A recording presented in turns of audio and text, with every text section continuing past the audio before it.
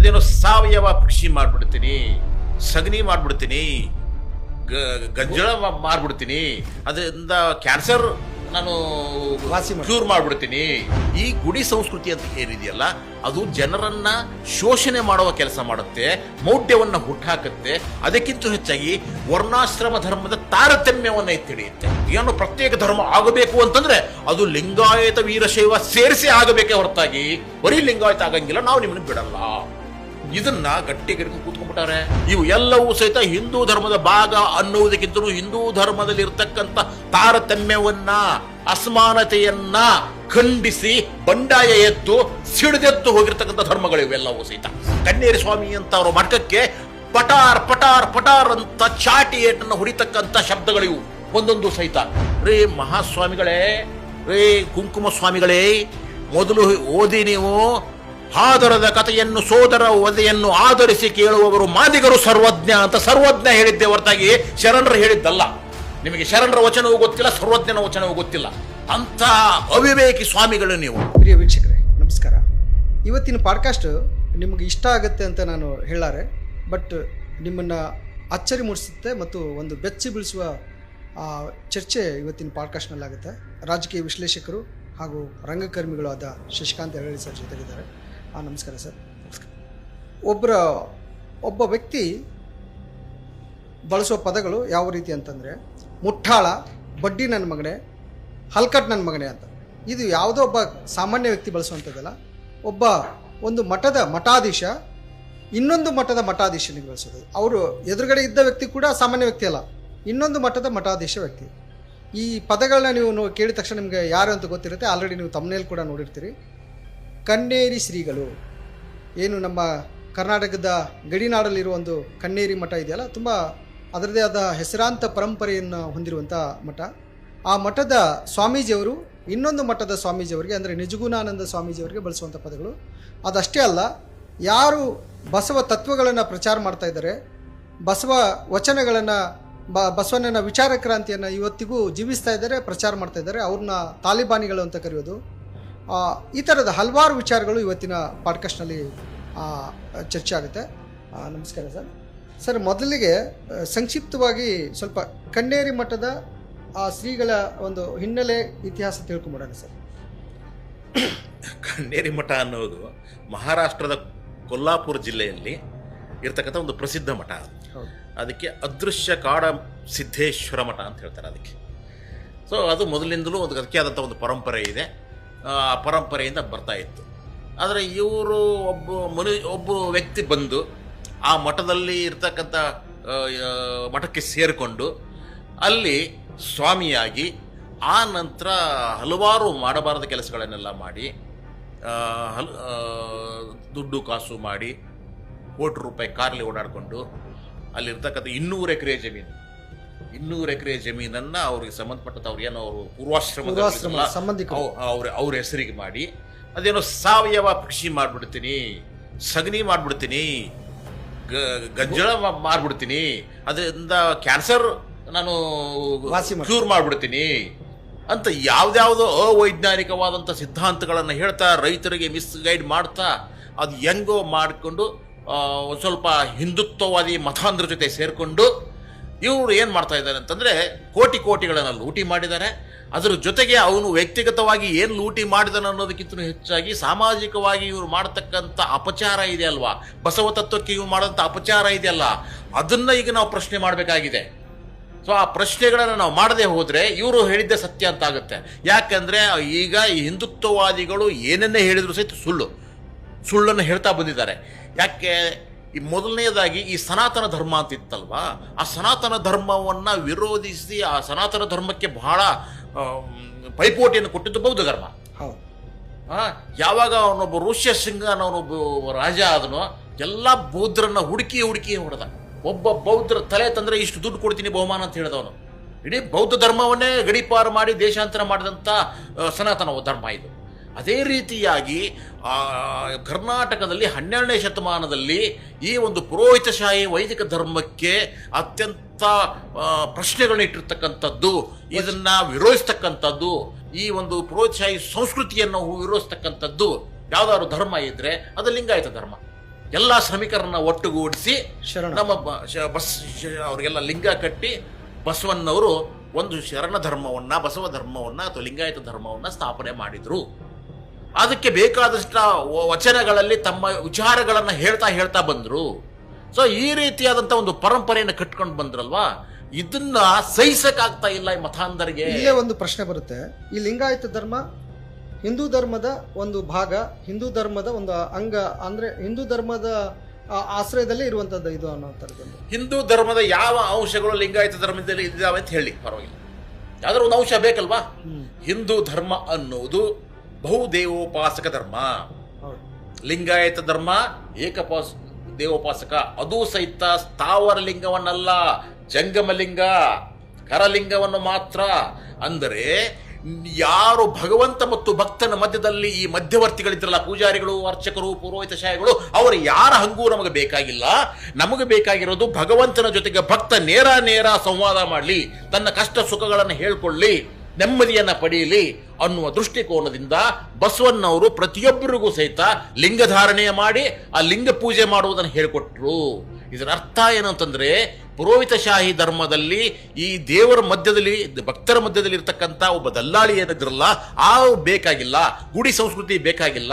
ಯಾಕೆ ಅಂತಂದ್ರೆ, ಈ ಗುಡಿ ಸಂಸ್ಕೃತಿ ಅಂತ ಏನಿದೆಯಲ್ಲ, ಅದು ಜನರನ್ನ ಶೋಷಣೆ ಮಾಡುವ ಕೆಲಸ ಮಾಡುತ್ತೆ, ಮೌಢ್ಯವನ್ನ ಹುಟ್ಟಾಕತ್ತೆ. ಅದಕ್ಕಿಂತ ಹೆಚ್ಚಾಗಿ ವರ್ಣಾಶ್ರಮ ಧರ್ಮದ ತಾರತಮ್ಯವನ್ನು ಎತ್ತಿಡಿಯುತ್ತೆ, ಜಾತಿ ತಾರತಮ್ಯವನ್ನು ಎತ್ತಿಡಿಯುತ್ತೆ. ನೀವು ಶೂದ್ರರು ದೇವಸ್ಥಾನ ಒಳಗಡೆ ಬರ್ಕೂಡುದು, ನೀವು ದಲಿತರು ನೀವು ದೂರ ಇರಬೇಕು, ಅಸ್ಪೃಶ್ಯರು. ಸೊ ಈ ರೀತಿಯಾದಂಥ ತಾರತಮ್ಯವನ್ನ, ಸಾಮಾಜಿಕ ಅಸಮಾನತೆಯನ್ನ ಎತ್ತಿ ಹಿಡಿದಂಥ ಧರ್ಮ ಹಿಂದೂ ಧರ್ಮ, ಆಗಿನ ಕಾಲದಲ್ಲಿರ್ತಕ್ಕಂಥ ಸನಾತನ ಧರ್ಮ, ವೈದಿಕ ಧರ್ಮ. ಮತ್ತೆ ಈ ವೀರಶೈವ ಲಿಂಗಾಯತ ಇದೊಂದು ಜಗಳ ಇದೆ. ನಾವು ವೀರಶೈವರು, ಕೆಲವರು ಏನ, ನಾವು ವೀರಶೈವ ಪರಂಪರೆಯವರು, ನಾವು ಹಿಂದೂ ಧರ್ಮದ ಭಾಗ ಅಂತ ಅವರ ಒಳಗಡೆ ಹೇಳ್ತಾರೆ. ಇಲ್ಲ, ಲಿಂಗಾಯತ ಪ್ರತ್ಯೇಕ ಧರ್ಮ, ಹಿಂದೂ ಧರ್ಮಕ್ಕೂ ಅದಕ್ಕೆ ಇದನ್ನಿಲ್ಲ. ಹಿಂದೂ ಧರ್ಮಕ್ಕೆ ಪರ್ಯಾಯವಾಗಿ ಅಂದ್ರೆ ಅಲ್ಲಿನ ಏನು ಮೌಢ್ಯಗಳಿದೆಲ್ಲ ಅದನ್ನ ವಿರೋಧಿಸಿ ಲಿಂಗಾಯತ ಧರ್ಮ ಉಟ್ಕೊಂತು ಅಂತ ಹೇಳುವಂಥದ್ದು. ಈ ಲಿಂಗಾಯತ ವೀರಶೈವ ಇದೇನು ಜಗಳ? ಈ ವೀರಶೈವ ಅನ್ನೋದು ಈ ಲಿಂಗಾಯತರ ಮೇಲೆ, ಬೆನ್ನ ಮೇಲೆ ಕುಳಿತು ಸವಾರಿ ಮಾಡ್ತಕ್ಕಂಥ ಒಂದು ದೊಡ್ಡ ಪಡಂಭೂತ. ಅದು ಏನ್ ಹೇಳ್ತೇವೆ, ಲಿಂಗಾಯತರ ಬಿಟ್ಬಿಡ್ರಪ್ಪ, ನಮ್ಮ ಪಾಡಿಗೆ ನಾವು ಇರ್ತೀವಿ ಅಂತಂದ್ರು ಸಹ ನಾವು ಬಿಡೋದಿಲ್ಲ, ನಮ್ಮನ್ನು ಬಿಟ್ಟು ಹೆಂಗೆ ಹೋಗ್ತೀರಾ ನೀವು ವೀರಶೈವರು ಅಂತ. ಆಯ್ತಪ್ಪ, ವೀರಶೈವರಿಗೂ ಮತ್ತು ಲಿಂಗಾಯತರಿಗೂ ಸಮೀಕರಣ ಏನಾದರೂ ಇದೆಯಾ, ಹೋಲಿಕೆಗಳು ಏನಾದರೂ ಇದಾವೇನಪ್ಪ? ನೀವು ಜಗತ್ತಲ್ಲಿ ಇರ್ತಕ್ಕಂಥ 3 ಕೋಟಿ ಮುಕ್ಕೋಟಿ ದೇವರುಗಳನ್ನು ಪೂಜೆ ಮಾಡೋರು ನೀವು, ಪಂಚಪೀಠಾಧೀಶರು ನಾವಲ್ಲ. ನೀವು ಏನು ಹೆಗಲ ಮೇಲೆ ಸ್ವಾಮೀಜಿಗಳನ್ನ ಹೊತ್ಕೊಂಡು ಓಡಾಡೋರು, ನೀವು ಅಡ್ಡ ಪಲ್ಲಕ್ಕಿ ಉದ್ದ ಪಲ್ಲಕ್ಕಿ ಮಾಡೋರು. ನಮ್ಮಲ್ಲಿ ಆ ಸಂಸ್ಕೃತಿ ಇಲ್ಲ, ಆಯ್ತಾ? ನಿಮ್ಮ ಆಚಾರ ವಿಚಾರಗಳೇ ಬೇರೆ. ಯಾಕಂದ್ರೆ ನೀವು ಪೂರ್ತಿಯಾಗಿ ವೀರಶೈವ ಅನ್ನೋದು ಬ್ರಾಹ್ಮಣೀಕರಣ ಆಗಿರ್ತಕ್ಕಂಥದ್ದು, ಬ್ರಾಹ್ಮಣ್ಯವನ್ನೇ ಆಚರಿಸ್ತಕ್ಕಂಥದ್ದು. ಇಂಥ ಸಂದರ್ಭದಲ್ಲಿ ನಮಗೂ ನಿಮಗೂ ಯಾವ ಸಂಬಂಧವಿಲ್ಲ. ಅವನು ನಾವು ಲಿಂಗಾಯತರ ಗುರುಗಳು, ಆಯ್ತಾ? ನೀವು ಸತ್ರ ನಿಮ್ಮ ತಲೆ ಮೇಲೆ ಕಾಲಿಡಕ್ ಬರೋರೆ ನಾವು, ನಿಮ್ಮ ಮನೆ ಓಪನಿಂಗ್ ಇದ್ರೆ ಗಂಟೆ ಅಲ್ಲಾಡ್ಸಕ್ ಬರೋರೆ ನಾವು, ಪೂಜೆ ಮಾಡೋರು ನಾವು. ಆದ್ರಿಂದ ನಾವು ಪಂಚಾಚಾರ್ಯರು. ಆದ್ರಿಂದ ನಮ್ಮನ್ನು ಬಿಟ್ಟು ನೀವು ಹೋಗುವ ಹಾಗಿಲ್ಲ. ಅಕಸ್ಮಾತ್ ಏನು ಪ್ರತ್ಯೇಕ ಧರ್ಮ ಆಗಬೇಕು ಅಂತಂದ್ರೆ ಅದು ಲಿಂಗಾಯತ ವೀರಶೈವ ಸೇರಿಸಿ ಆಗಬೇಕೇ ಹೊರತಾಗಿ ಬರೀ ಲಿಂಗಾಯತ ಆಗಂಗಿಲ್ಲ, ನಾವು ನಿಮ್ಮನ್ನು ಬಿಡಲ್ಲ. ಇದನ್ನ ಗಟ್ಟಿ ಗಟ್ಕೊಂಡು ಕೂತ್ಕೊಂಡ್ಬಿಟ್ಟಾರೆ. ಲಿಂಗಾಯತದ ಮೇಲೆ ಸವಾರಿ ಮಾಡ್ತಾ ಇರೋದು, ಬೆನ್ನ ಮೇಲೆ ಕೂತ್ಕೊಂಡ್ಬಿಟ್ಟಾರೆ, ಕತ್ತಿ ಚಿಕ್ತಾವ್ರೆ. ಇದಕ್ಕೆ ಬಂದಿರೋ ಈ ಕನ್ನೇರ ಸ್ವಾಮಿ ಅಂತ ಅವ್ನು ಎತ್ತಿ ಕಟ್ಟಿದ್ದೆ. ಇವಾಗ ಇದೇ ತರದ ಬ್ರಾಹ್ಮಣ್ಯವನ್ನ ಪ್ರತಿಪಾದಿಸ್ತಕ್ಕಂಥವ್ರು. ಈಗ ಕನ್ನೇರಿ ಮಠ ಇದೆಯಲ್ಲ, ಮೂಲ ಮಠ ಅದು ಲಿಂಗಾಯತ ಪರಂಪರೆಯ ಮಠನ ಅಥವಾ ವೈದಿಕ ಶಾಹಿ ಪರಂಪರೆಯ ಮಠನ ಅಥವಾ ವೀರಶೈವ ಪರಂಪರೆಯ ಮಠನ? ಅದು ಮೂಲಭೂತವಾಗಿ ಲಿಂಗಾಯತ ಧರ್ಮದ ಮಠವಾಗಿತ್ತು. ಈ ಕನ್ನೇರಿ ಸ್ವಾಮಿ ಪಟ್ಟಕ್ಕೆ ಬರೋವರ್ಗುನು ಅದು ಬಂದ ನಂತರ ಯಾವಾಗ ಇವನು ವಿಭೂತಿ ಬಿಟ್ಬಿಟ್ಟು ಕುಂಕುಮ ಹಚ್ಕೊಂಡ್ವೋ, ಯಾವಾಗ ಕಾವಿ ಹೆಸರಲ್ಲಿ ಮನುಷ್ಯ ಲಿಂಗಾಯತ ಧರ್ಮವನ್ನ, ಬಸವಣ್ಣನವ್ರನ್ನ ವಿಮರ್ಶೆ ಮಾಡಕ್ ಶುರು ಮಾಡಿದ್ನೋ, ಟೀಕೆ ಮಾಡಕ್ ಶುರು ಮಾಡಿದ್ನೋ, ಇಲ್ಲಿರ್ತಕ್ಕಂಥ ಎಲ್ಲಾ ಲಿಂಗಾಯತ ಮಠಗಳನ್ನು ಸಹಿತ ಇವನು ಬೈಯಕ್ ಶುರು ಮಾಡಿದ್ನೋ, ಹೀಯಾಳಿಸಿದ್ನೋ, ಆವಾಗ ಈ ಮನುಷ್ಯ ಲಿಂಗಾಯತನೂ ಅಲ್ಲ, ಇವನು ಈ ಕಡೆಗೆ ಏನೋ ವಚನ ಧರ್ಮವನ್ನು ಪಾಲಿಸುವವನು ಅಲ್ಲ. ಆದ್ರೆ ಇವಂದೇನು ಉದ್ದೇಶ, ಹಿಂದೂ ಧರ್ಮ, ಬಸವಣ್ಣನು ಹಿಂದೂ, ಲಿಂಗಾಯತರು ಹಿಂದೂ ಇಂದ ಮುಂದಕ್ಕೆ ಹೋಗಂಗಿಲ್ಲ, ಇದು ಹಿಂದುತ್ವ. ಆದ್ದರಿಂದ ಈಗ ಲಿಂಗಾಯತ ಧರ್ಮ ಅನ್ನುವುದು ಇದೆಯಲ್ವಾ, ಇತ್ತೀಚೆಗೆ ಅಂದರೆ ಈಗ ಒಂದು 100 ವರ್ಷದಿಂದ ಬಹಳ ಬಹಳ ಪ್ರಬುದ್ಧಮಾನಕ್ಕೆ ಬರ್ತಾ ಇದೆ. ಹಳಕಟ್ಟಿಯವರು ಎಲ್ಲ ವಚನಗಳನ್ನು ತಂದು ಇಷ್ಟು ವಚನಗಳಿದ್ದಾವೆ ಅಂತ ಹೇಳಿದರು. ಆ ವಚನಗಳಲ್ಲಿರ್ತಕ್ಕಂಥವು ಸಹಿತ ಒಂದೊಂದು ಬಾಂಬುಗಳು. ಹೌದು, ಯಾರು ಈ ಪುರೋಹಿತ ಮೇಲೆ ಹಾಕಿದಂತಹ ಬಾಂಬುಗಳು, ವೈಚಾರಿಕ ಬಾಂಬುಗಳು. ಸೊ ಆದ್ದರಿಂದ ಇವುಗಳನ್ನ ವಿರೋಧಿಸ್ತಕ್ಕಂಥ ಒಂದು ಶಕ್ತಿ ಹುಟ್ಟುಕೊಳ್ತಾ ಇದೆ. ಆಮೇಲೆ ಇವಾಗ ಲಿಂಗಾಯತರು ಅನ್ನೋರು ಬಹಳ ಬಹಳ ಶಕ್ತಿಶಾಲಿಗಳಾಗ್ತಾ ಇದ್ದಾರೆ ಸಮಾಜದಲ್ಲಿ. ಅವರು ವೋಟ್ ಬ್ಯಾಂಕ್ ಕಂಟ್ರೋಲ್ ಮಾಡ್ತಾ ಇದ್ದಾರೆ. ಅಲ್ಲಿರ್ತಕ್ಕಂಥ ಶಾಸಕರ ಸಂಖ್ಯೆ ಜಾಸ್ತಿ ಇದೆ, ಸಚಿವರು ಜಾಸ್ತಿ ಇದ್ದಾರೆ. ಸೊ ಈ ರೀತಿ ಆಗೋಗ್ಬಿಟ್ಟು ಇವರು ಏನೋ ಪ್ರತ್ಯೇಕ ಧರ್ಮ ಮಾಡಿದ್ರೆ ಅವ್ರ ಎಲ್ಲಾ ಸವಲತ್ತುಗಳು ಹೋಗ್ತವೆ. ಸೊ ಆದ್ದರಿಂದ ಇನ್ನೊಂದು ಧರ್ಮ ಹುಟ್ಟಕ್ಕೆ ಬರೋದು. ಒಂದು ಸಿಖ್ ಧರ್ಮ ಹುಟ್ಟಿತು, ಜೈನ ಧರ್ಮ ಹುಟ್ಟಿತು, ಬೌದ್ಧ ಧರ್ಮ ಹುಟ್ಟಿತು. ಅದನ್ನು ಸಹಿತ ಇವರು ಹಿಂದೂ ಧರ್ಮದ ಭಾಗ ಭಾಗ ಭಾಗ ಅಂತ ಹೇಳಿದ್ರು. ಇವು ಎಲ್ಲವೂ ಸಹಿತ ಹಿಂದೂ ಧರ್ಮದ ಭಾಗ ಅನ್ನುವುದಕ್ಕಿಂತಲೂ ಹಿಂದೂ ಧರ್ಮದಲ್ಲಿ ಇರ್ತಕ್ಕಂಥ ತಾರತಮ್ಯವನ್ನ, ಅಸಮಾನತೆಯನ್ನ ಖಂಡಿಸಿ ಬಂಡಾಯ ಎದ್ದು ಸಿಡಿದೆದ್ದು ಹೋಗಿರ್ತಕ್ಕಂಥ ಧರ್ಮಗಳು ಇವೆಲ್ಲವೂ ಸಹಿತ. ಅದರಲ್ಲಿ ಲಿಂಗಾಯತ ಧರ್ಮವೂ ಸಹಿತ ಒಂದು. ಲಿಂಗಾಯತ ಧರ್ಮದಲ್ಲಿ ಯಾರು ಹೇಳ್ತಾರೆ ಇವರು ಯಾವ್ದ್ರ ಬಗ್ಗೆ? ವೇದದ ಬಗ್ಗೆ. ವೇದದ ಬಗ್ಗೆ ಬಸವಣ್ಣ ಏನ್ ಹೇಳ್ತಾನೆ? ಅಲ್ಲ, ಇವರು ಲಿಂಗಾಯತರು ವೇದಗಳನ್ನು ಪೂಜಿಸಬೇಕು ಅಂತ ಕನ್ನೇರಿ ಶ್ರೀಗಳು ಹೇಳೋದು. ಬಟ್ ಬಸವಣ್ಣನವರು ಎಲ್ಲಿ ವೇದಗಳ ಬಗ್ಗೆ ಏನು ಹೇಳಿದ್ದಾರೆ? ಕನ್ನೇರಿ ಸ್ವಾಮಿದು ಭಗವದ್ಗೀತೆಯನ್ನ ಪೂಜಿಸಿ, ವೇದಗಳನ್ನ ಪೂಜಿಸಿ ಎಲ್ಲವೂ ಅದರಲ್ಲಿ ಇದಾವೆ ಅಂತ ಹೇಳ್ತಾನೆ. ಆದ್ರೆ ಬಸವಣ್ಣವ್ರು ಹೇಳ್ತಾರೆ, ನಿಮಗೆ ವೇದಕ್ಕೆ ಹೊರೆ ಕಟ್ಟುವೆ, ಶಾಸ್ತ್ರಕ್ಕೆ ನಿಕ್ಕುವೆ, ಆಗಮದ ಮೂಗು ಕೊಯ್ಯುವೆ, ಮಹಾಜ್ಞಾನಿ ಕೂಡಲ ಸಂಗಮದೇವ, ಮಾದಾರ ಚೆನ್ನಯ್ಯನ ಮನೆ ಮಗ ನಾನಯ್ಯ. ಎಂತ ಅದ್ಭುತವಾದದ್ದು. ಮತ್ತೆ ಯಾಕೆ ಇವ್ರ ತಲೆ ಕನ್ನೇರಿ ಶ್ರೀಗಳು ಯಾಕೆ ಈ ತರ ಉಲ್ಟಾ ಮಾತಾಡ್ತಾರೆ? ಕನ್ನೇರಿ ಶ್ರೀಗೆ ಮಖಕ್ಕೆ ಹೊಡೆದಂಗೆ ಅಲ್ಲಮ್ಮ ಪ್ರಭುಗಳು ವಚನ ಬರೀತಾರೆ. ಅವ್ರು ಹೇಳ್ತಾ ಇದ್ದಾರೆ, ವೇದವೆಂಬುದು ಬರೀ ಓದಿನ ಮಾತು, ಅದಿನ್ನೇನು ಇಲ್ಲ, ಉತ್ಸದಲ್ಲ. ಸರಳವಾಗಿ ಹೇಳಿದ್ದಾರೆ. ವೇದವೆಂಬುದು ಓದಿನ ಮಾತು, ಶಾಸ್ತ್ರವೆಂಬುದು ಸಂತೆಯ ಸುದ್ದಿ. ಅಂದ್ರೆ ಜನ ಎಲ್ಲ ಎಲ್ಲೆಲ್ಲೋ ಮಾತಾಡ್ತಕ್ಕಂಥ ಸಂತೆಯ ಸುದ್ದಿ. ಪುರಾಣವೆಂಬುದು ಪುಂಡರ ಗೋಷ್ಠಿ.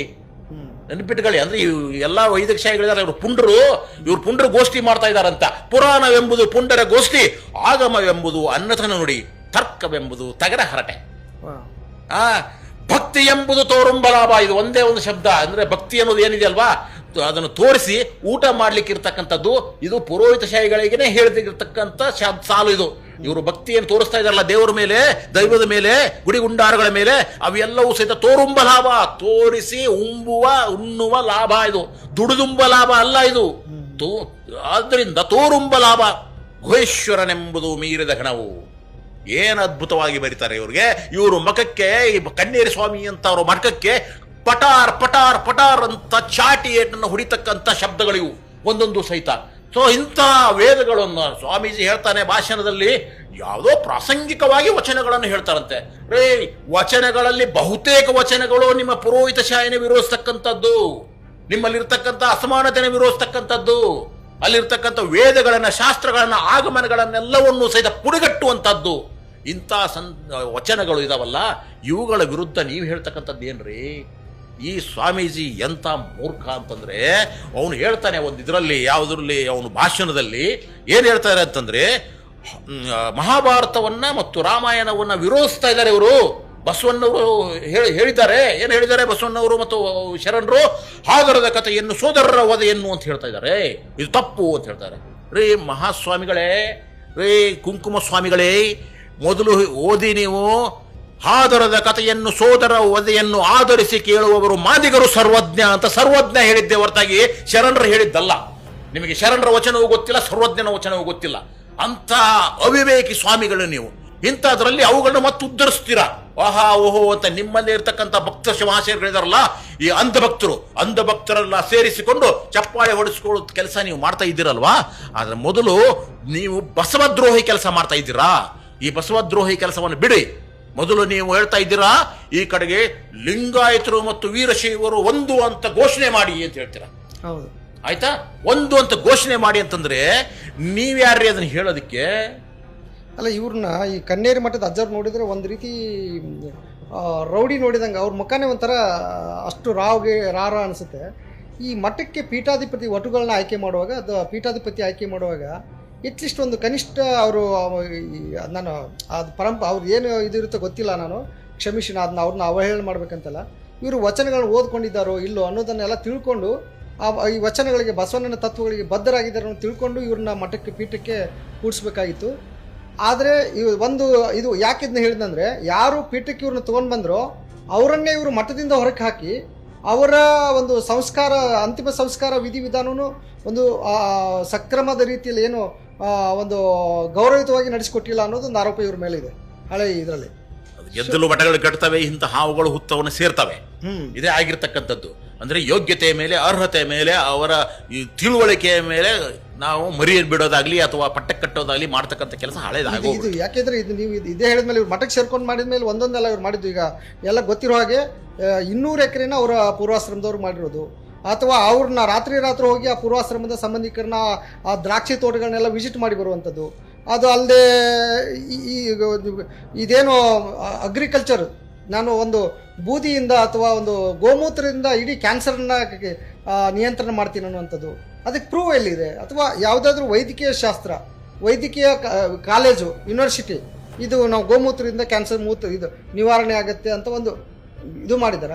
ನಾವು ಗೋವನ್ನು ಒಂದು ಪ್ರೀತಿಸೋಣ, ಬಟ್ ಪೂಜಿಸಿ ಅದರಿಂದ ಕ್ಯಾನ್ಸರ್ ಕಡಿಮೆ ಆಗುತ್ತೆ, ಎಲ್ಲ ರೋಗಗಳು ಅದೇ ಮದ್ದು, ಮತ್ತು ಗೋಮೂತ್ರ ಮತ್ತು ಸಗಣಿಯಿಂದನೇ ನಾವು ಅತ್ಯಂತ ಲಾಭದಾಯಕ ಕೃಷಿ ಮಾಡ್ಬೋದು ಅಂತೆಲ್ಲ ಹೇಳಿಕೆ ಕೊಡ್ತಾರಲ್ಲ, ಇದಕ್ಕೆಲ್ಲಿ ಪ್ರೂವ್ ಇದೆ ಅಂತ? ಇದು ಎಲ್ಲದಕ್ಕೂ ಸಹಿತ ಮೌಢ್ಯವೇ ಇದೆ ಹೊರತಾಗಿ ಯಾವುದೂ ವೈಜ್ಞಾನಿಕ ಕಾರಣಗಳಿಲ್ಲ. ಇತ್ತೀಚೆಗೆ ವೈಜ್ಞಾನಿಕ ಅಧ್ಯಯನಗಳು ಹೇಳ್ತಾ ಇದ್ದಾವೆ, ಯಾವುದೇ ಕಾರಣಕ್ಕೂ ಗೋವಿನ ಸಗಣಿಯಿಂದಾಗಲಿ ಮೂತ್ರದಿಂದಾಗಲಿ ಯಾವ ಕ್ಯಾನ್ಸರು ಯಾವ ರೋಗವು ಗುಣವಾಗುವುದಿಲ್ಲ ಅಂತ ಬಿಟ್ಟು ವೈಜ್ಞಾನಿಕ ಹೇಳಿದ್ದಾರೆ. ಕೋರ್ಟು ಹೇಳ್ತಾ ಇದೆ ಅದನ್ನ. ಆದ್ರೆ ಇವರು ಏನ್ ಮಾಡ್ತಾರೆ, ಜನರಿಗೆ ಅದೆಲ್ಲ ಗೊತ್ತಿರೋದಿಲ್ಲ. ಆದ್ರಿಂದ ಇದನ್ನ ಏನ್ ಮಾಡ್ತಾ ಇದ್ದಾರೆ, ಗೋವು ಪವಿತ್ರ, ಅದು ಹಾಕುವ ಮಲಮೂತ್ರಗಳು ಪವಿತ್ರ ಅನ್ನೋ ಒಂದು ಹಿಂದಿನಿಂದ ಬಂದಿರತಕ್ಕಂಥ ಸನಾತನವಾದಿ ಧರ್ಮವನ್ನ, ಸನಾತನವಾದಿ ಒಂದು ಪ್ರಪಗಂಡವನ್ನ ಮಾಡ್ತಾ ಹೋಗ್ತಾ ಇದ್ದಾರೆ. ಸೊ ಆದ್ದರಿಂದ ಮೊದಲು ಬೇಕಾಗಿರೋದು, ಈಗ ವಿಶ್ವರಾಧ್ಯ ಸತ್ಯಂಪೇಟೆ ಅವ್ರದ್ದು ಒಂದು ವಿಡಿಯೋ ನೋಡ್ತಾ ಇದ್ದೆ ನಾನು. ಲಿಂಗಾಯತ ಧರ್ಮವನ್ನ ಪೂರ್ತಿ ಮುಗಿಸ್ಲಿಕ್ಕೆ ಈ ಕನ್ಯಾರಿ ಮಟ್ಟದ ಅಜ್ಜರಿಗೆ ಯಾರೋ ಸುಪಾರಿ ಕೊಟ್ಟಿರ್ಬೋದು ಅಂತಂದ್ರೆ ಇವ್ರು ಈ ರೀತಿ ಮಾತಾಡೋಕ್ಕೆ ಏನು ಕಾರಣ ಇರ್ಬೋದು ಅಂತ. ಏನಾದರೂ ಯಾವುದಾದ್ರೂ ಒಂದು ಆ ಥರ ಮೂಲಭೂತ ಸಂಘಟನೆ ಜೊತೆ ಇವರು ಹೊಂದಾಣಿಕೆ ಮಾಡ್ಕೊಂಡು ಏನಾದರೂ ಮಾಡ್ತಿದ್ದಾರಾ ಅಂತ.